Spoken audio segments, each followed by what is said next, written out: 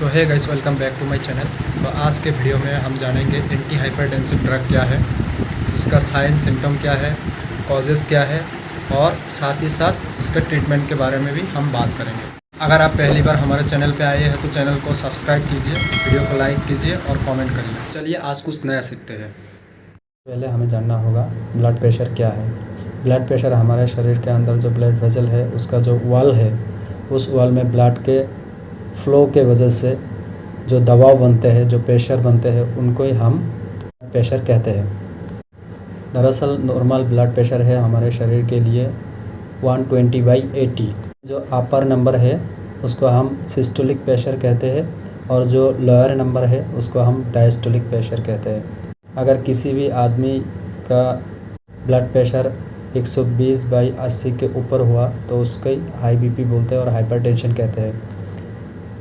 High BP का 3 stage होता है। स्टेज 1 में अगर सिस्टोलिक प्रेशर 130 से 140 और डायस्टोलिक प्रेशर 80 से 90 तक रहता है तो उसको स्टेज 1 कहते हैं।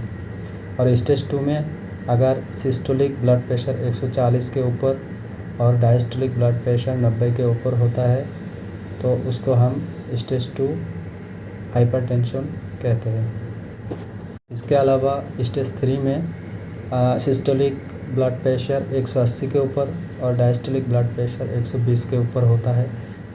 इस स्टेज को हम इमरजेंसी स्टेज कहते हैं। अगर किसी व्यक्ति को ऐसा सिचुएशन होता है तो वो तुरंत ही डॉक्टर के साथ कंसल्ट करे और हॉस्पिटलाइज हो जाए। अभी हम बात करेंगे ब्लड प्रेशर मेज़र करने के लिए जो इंस्ट्रूमेंट यूज़ करते हैं उसको हम स्पिग्मोमैनोमीटर कहते हैं। अभी आप लोगों को पता लग गया होगा हाइपरटेंशन मीन्स, हाइपर मीन ज़्यादा, प्रेशर होना उसको ही बोलता है हाइपरटेंशन। सिस्टोलिक प्रेशर 140 से और डायस्टोलिक प्रेशर 90 से ऊपर हुआ तो उसको हम हाइपरटेंशन कहते हैं। बात करेंगे हाइपरटेंशन के कॉजेज़ के बारे में। नंबर 1 हेरिडिटी, उसके बाद हैवी एक्सरसाइज, अगर ज़्यादा व्यायाम करें तो उसके वजह से भी ब्लड प्रेशर हाई हो जाता है। हैवी सॉल्ट इन डाइट, भोजन में अगर नमक की मात्रा अधिक हो तो उसकी वजह से भी हाइपरटेंशन होता है। ओबेसिटी, मोटापा हो तो उसकी वजह से भी हाइपरटेंशन होता है। इसके बाद हम बात करेंगे साइन एंड सिम्टम के बारे में, इसका क्या क्या लक्षण है उसके बारे में हम जानेंगे। फर्स्ट ऑफ ऑल हेडेक, सिर दर्द करना, डिजीनेस, सिर चकराना, वॉमिटिंग, उल्टी करना, फार्टिगो, चक्कर आना, उसके बाद नाक से खून बहना। तो अभी हम बात करेंगे हाई बीपी के ट्रीटमेंट के बारे में। तो उससे पहले हमें जानना होगा एंटी हाइपरटेंसिव ड्रग क्या है। एंटी हाइपरटेंसिव, एंटी यानी कि एगेंस्ट, हाइपरटेंसिव यानी कि ज़्यादा प्रेशर होना। अगर ज़्यादा प्रेशर हुआ तो उसके एगेंस्ट जो ड्रग काम करते हैं यानी कि जो दवा उपयोग किया जाता है उसको हम एंटी हाइपरटेंसिव ड्रग कहते हैं। तो सबसे ज़्यादा उपयोग होने वाला एंटी हाइपरटेंसिव दवा के बारे में हम बात करेंगे। इसमें प्लेन टैबलेट भी आता है और कॉम्बाइन टैबलेट भी आता है। सबसे पहले हम प्लेन टैबलेट के बारे में बात करेंगे। तो पहले नंबर पे है एटीनोलोल। एटीनोलोल एक बीटा ब्लॉकर ड्रग है। दरअसल एंटी हाइपरटेंसिव ड्रग का क्लासिफिकेशन अलग अलग है, जैसे कि बीटा ब्लॉकर ड्रग है, कैल्शियम चैनल ब्लॉकर ड्रग है, एसी इनहिबिटर ड्रग है, उसके बाद आपका डाययूरेटिक्स है, एंजियोटेंसिन रिसेप्टर ब्लॉकर है। तो आज हम ड्रग के बारे में बात करेंगे। क्लासिफिकेशन दूसरे वीडियो में हम बात करेंगे, क्योंकि अगर क्लासिफिकेशन के बारे में बात करेंगे तो वीडियो लंबा हो जाएगा। तो चलिए एटीनोलोल के बारे में बात करते हैं। एटीनोलोल एक बीटा ब्लॉकिंग ड्रग है। इसका अलग अलग स्ट्रेंथ है, जैसे कि 100 मिलीग्राम का टैबलेट, 50 मिलीग्राम का टैबलेट, 25 मिलीग्राम का टैबलेट। ये मार्केट पे आपको अलग अलग ब्रांड के नाम पे मिल जाएगा। 1800 के नाम पे मिल जाएगा, टीनोरमिन 100, उसके बाद हिप्रेस 50, टीनोलोल 50, टीनोरमिन 50, हिप्रेस 25, टीनोलोल 25, टीनोरमिन 25 के नाम पे आपको मार्केट पे मिल जाएगा। इसके अलावा भी अलग अलग ब्रांड और भी है।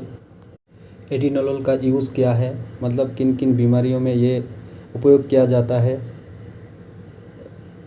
ये स्पेशली आपका जो बीपी हाई है उसको लो करते हैं, यानी कि रिड्यूस करता है। उसके बाद अगर आपके चेस्ट पे पेन है यानी कि सीने में दर्द है तो उसको भी कम करते हैं, और आपका कोई भी किडनी प्रॉब्लम है तो उसको भी ठीक करता है। अभी बात करेंगे इसका डोजेस के बारे में।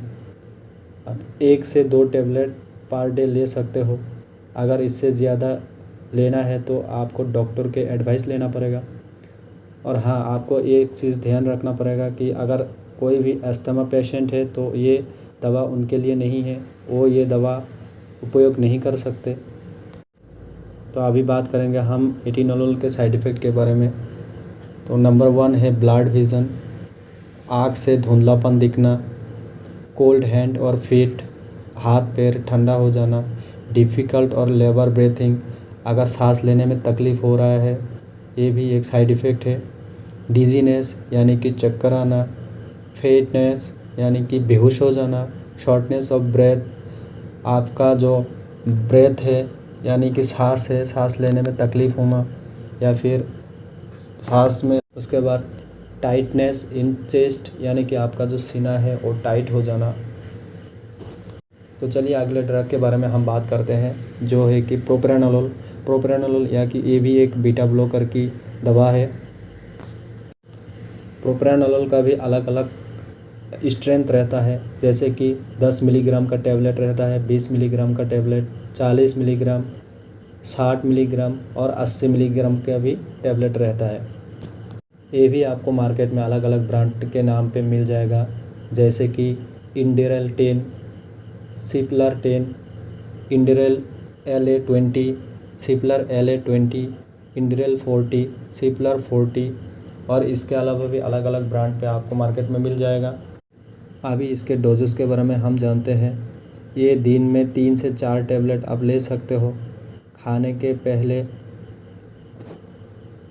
और हमेशा अगर आप हाई बीपी का दवा ले रहे हो तो डॉक्टर का सलाह लें, उसके बाद ही आप डोज ले सकते हैं।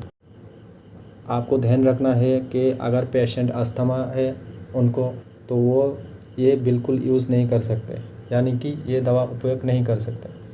प्रोप्रानोलोल का साइड इफ़ेक्ट क्या है?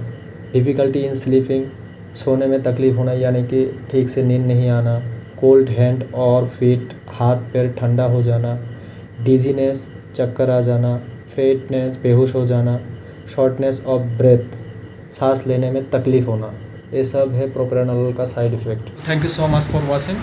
मिलते हैं अगले वीडियो पे, तब तक के लिए टाटा।